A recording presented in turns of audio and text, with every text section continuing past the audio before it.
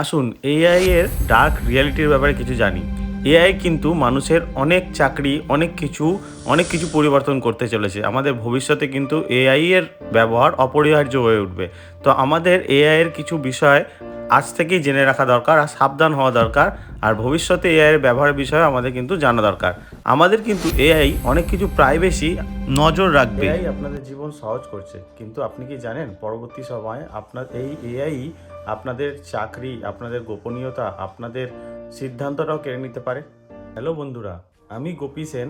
আজকে আমরা কথা বলবো আর্টিফিশিয়াল ইন্টেলিজেন্সের ডার্ক সাইডের ব্যাপারে। তো ভিডিওটা পুরোটা দেখবেন। ভিডিও শেষের পয়েন্টটা আপনার জীবন বদলে দিতে পারে। পয়েন্ট নাম্বার 1, আজ এআই লিখছে, গান বানাচ্ছে, ছবি আঁকছে।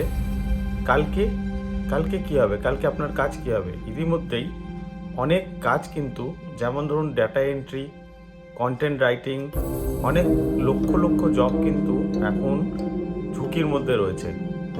এখন প্রশ্নটা হলো এটাই, এআই আমাদের সাহায্য করছে না রিপ্লেস করছে? ফোন আপনাকে কি শুনছে? আপনার ক্যামেরা কি আপনাকে দেখছে? আজ এআই কিন্তু জানে আপনি কোথায় যান, কি খান, কাকে ভালোবাসেন। লাক্সারি, এখন দেখুন, প্রাইভেসি হচ্ছে মানুষের কাছে সবথেকে বড় লাক্সারি। আর সেই লাক্সারি কি এআই কেড়ে নিচ্ছে? যেটাকে নিজের ডিসিশন ভাবছেন, সেটা কি শুধুই আপনার?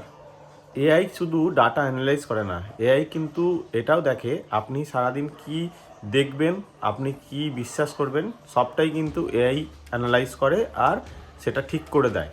সোশ্যাল মিডিয়া অ্যালগোরিদম ঠিক করে দেয় আপনি সারাদিন কি দেখবেন, কি বিশ্বাস করবেন।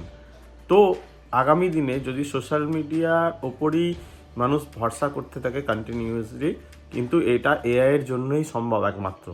খারাপ না, খারাপ হলো এআই এর ওপর মানুষের অন্ধ নির্ভরতা। আপনি যদি এআই এর ব্যবহার শেখেন, এআই আপনাকে রিপ্লেস করবে না, উল্টে আপনাকে পাওয়ারফুল বানাবে। কি মনে হয়, এআই আশীর্বাদ না অভিশাপ? কমেন্ট করে জানান এই ভিডিওতে। আর যদি ভবিষ্যতে এরকম ভিডিও পেতে চান, অবশ্যই চ্যানেলটা সাবস্ক্রাইব করুন। আমি গোপী সেন, দেখা হচ্ছে পরের ভিডিওতে।